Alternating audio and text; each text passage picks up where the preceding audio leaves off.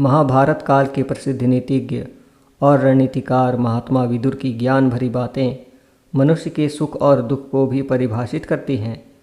युद्ध नीति के साथ ही उन्होंने जीवन दर्शन से जुड़ी कुछ ऐसी बातें भी बताई हैं जो सुखी और दुखी मनुष्य की पहचान उजागर करती हैं। आइए जानते हैं ऐसी ही 6 बातें जो किसी व्यक्ति में होने पर वह सुखी और खुश नहीं रह सकता।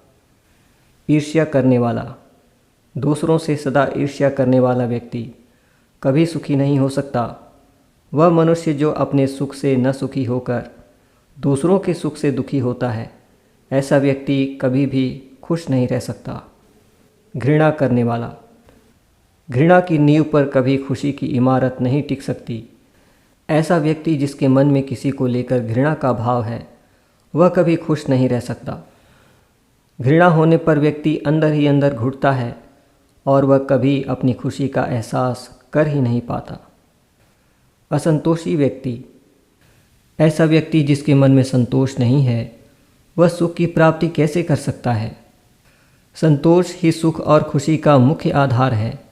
व्यक्ति के मन में संतोष रहने पर ही वह खुशी का अनुभव कर सकता है। क्रोध से सुख का नाश।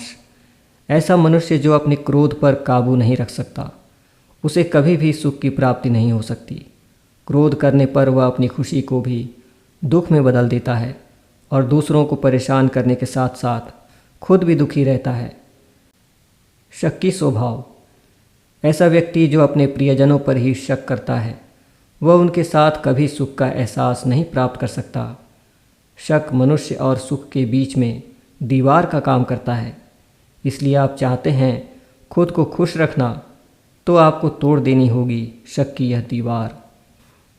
दूसरों के भरोसे जीविका चलाने वाला।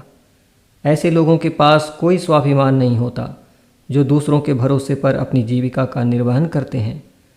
बिना स्वाभिमान के कोई खुशी मायने नहीं रखती।